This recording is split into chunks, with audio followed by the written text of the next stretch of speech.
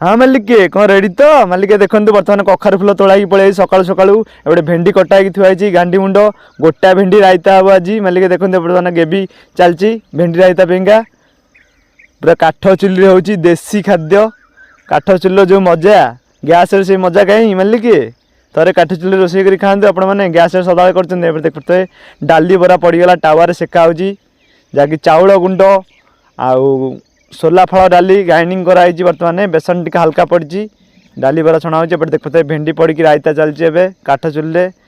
भेंडी रायता सरीगला धनिया पतर टे पकई देकी बर्तमान ओह्लैदेलु एपटे भजा बसला आलटा गुनगुन सुन सुन कर कटाई कला गोटे थी बड़का पकईदेलु हलदी गुंड नका गुंड सब किसी पकईदेलु बर्तमान घंटा चलती देखिए मालिक बहुत सुंदर भाव में भजाटा पूरा हृदय करुचु टेस्ट लगुच नहीं देखिए सब खाद्य आज आमर पाली आज पुणे जाकि रोसे पाड़ी देख पाते भात भात सब रेडी हो गलानी भजाटा चंपेन मारे रेडी होती सर सर कटाई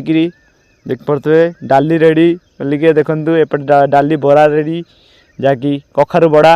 जो भी खाई थे कखारु बड़ा कमेंट माध्यम जानतु भेंडी रायता रेडी सब रेडी होगा खाद्य बर्तमान आम खायापी प्रस्तुत हो गलुनु